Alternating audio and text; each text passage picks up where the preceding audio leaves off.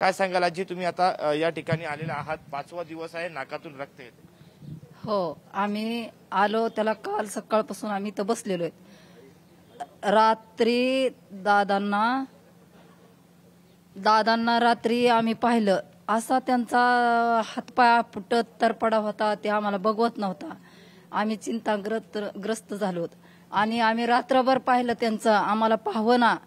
दादाला पाणी घ्या म्हणलं, काल दिवसभर घोषणा केली तरी दादांना पाणी घेतलं नाही. त्या चिमुकलीनं बॉटल जवळ जाऊ दिली, पाणी घ्या म्हणलं तरी काय घेतलं नाही.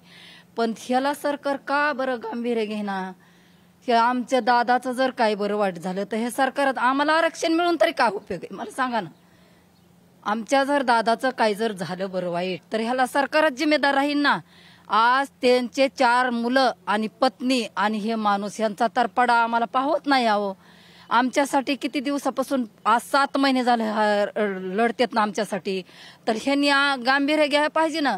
काहीतरी करून पूस लावून आम्हाला काहीतरी नादी लावतात हे आणि फसवगिरीचे धंदे करतात असं आम्हाला वाटतं महिला मंडळाला. आता बरोबर आहे. काय सांगाल, तुम्हाला अश्रू अनावर आम्ही सकाळपासून पाहतोय, काय भावना आहेत तुमच्या? आज नाकातून रक्त येते. रक्त येते नाकातून. आम्ही रात्रभर पाहतो त्यांचं, इतकं असा मासा तर पडल्यासारखा त्यांचा ध्यास तर पडतो. आणि एवढं महाराष्ट्रासाठी ते लढतात आणि उद्या लेकरा बाळाचा जर काही उन्हाळा झाला तर काय करणार? कोण जोखमदार आहे त्यांना? त्यांच्यासाठी हे आरक्षण त्यांनी पटकन काय आहे ते त्यांचं त्यांनी सांगावा. आणि नसलं सांगणं होत तर ते तरी सांगावा. असं कोणतं तरी पण त्यांनी एक उपाय करून त्यांचा विचार करून त्यांनी सांगावा. तुम्ही पूर्ण आंदोलनात सहभागी आहे गेल्या काही दिवसांपासून आम्ही पाहतोय. मात्र आज परिस्थिती बिकट आहे. 5वा दिवस आहे आणि या 5व्या दिवशी नाकातून त्यांच्या रक्त येत आहे. सरकार देखील आतापर्यंत कुणी मंत्री या ठिकाणी आलेला नाहीये. विचार, मला तेच आश्चर्य वाटतंय की एवढी दयनीय अवस्था दादांची आहे. सकाळी नाकातून रक्त, तोंडातून रक्त त्यांचे येत आहे, तरी सुद्धा सरकार एवढं शांत कस काय बसलेले? त्यांचे असे कोणते कामं चालू आहे की त्यांना इथे येण्याला म्हणजे वेळ मिळत नाहीये? अक्षरशः मला लाज वाटते सरकारची खरं म्हणलं तर. आणि आम्हाला असं होऊन जाईल त्या आरक्षणाचा काही आम्हाला नको बाबा ते आरक्षण.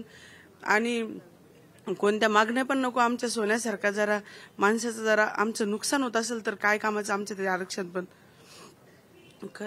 नक्कीच जर सोन्यासारखा माणूस नसेल तर आरक्षणाचा करणं असा सवाल देखील उपस्थित केला जात आहे.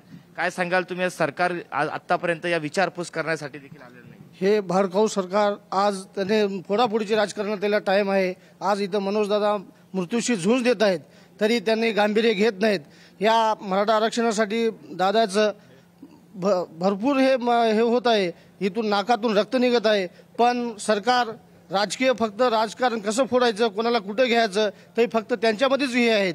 उद्या चालून जर दादाशी काही झाला दगाफटका तर जबाबदार सरकारच राहील. आणि ऑल इंडिया सर्व समाजातर्फे आम्ही त्यांचे निषेध करतो. नक्कीच आपण पाहिलं तर मराठा समाज आणि उद्रेक यामध्ये बांधाप्रमाणे मनोज जरांगे पाटील अनेक दिवसांपासून आहेत. मात्र आता मराठा समाजाचा बांध कुठेतरी फुटत चालला. त्याचं कारणही तसं आहे कारण की मनोज जरांगे पाटील यांचा उपोषणाचा 5वा दिवस आहे आणि सरकारकडून अजूनही कुणीही मंत्री या ठिकाणी आलेलं नाहीये. त्यांच्या तब्येतीची विचारपूस झालेली नाही. 5वा दिवस आहे.